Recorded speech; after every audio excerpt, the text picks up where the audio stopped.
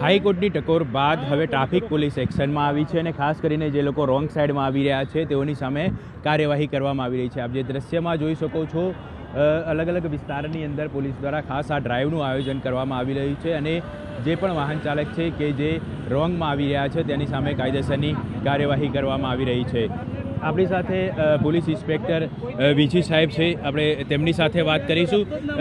Sir, ખાસ કરીને કયા પ્રકારે ડ્રાઈવનું આયોજન કરવામાં આવ્યું છે? ખાસ પ્રકારે જે લોકો રોંગ સાઈડ આવે છે, રોંગ સાઈડના કારણે જે રેગ્યુલર વ્હીકલવાળા જે ટ્રાફિક નિયમોનું પાલન કરે છે એ લોકોને જે અડચણરૂપ થાય છે, પ્લસ અકસ્માતનું પ્રમાણ પણ રોંગ સાઈડના હિસાબે વધવા પામેલું છે।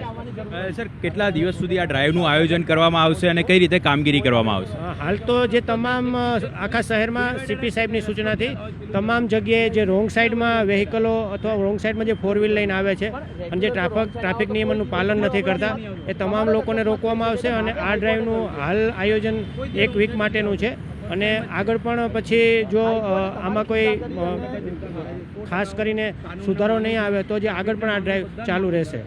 તો ખાસ કરીને આગામી સમયની અંદર પણ આ ડ્રાઈવનું આયોજન કરવામાં આવશે, અલગ અલગ વિસ્તારની અંદર આ ડ્રાઈવ યોજવામાં આવશે અને જે વાહન ચાલકો હતા તે નવા બહાના બતાવી રહ્યા હતા, ક્યાંક ડિવાઈડર નથી, ક્યાંક શોર્ટકટ અપનાવવા માટે। આપણી સાથે એક વાહન ચાલક છે, તેમની સાથે વાત કરીશું। મોટાભાઈ, કયા કારણોસર આપે રોંગ સાઈડમાં આવવું પડ્યું, શું કારણ છે? અરે સાહેબ, ગોતાથી આવતો હતો, ગોતાથી આપણે આ બાજુ જવા માટે કોઈ છેક વૈષ્ણોદેવી સુધી કોઈ રસ્તો નથી પેલી બાજુ જવા માટે, એટલે હું સર્વિસ રોડ ઉપરથી આવ્યો। પેલી બાજુ બી થોડીક બી જગ્યા હોય તો સાહેબ તો પેલી બાજુ ટપી જતો હું। સર્વિસ રોડની હાલત કેવી જઈ?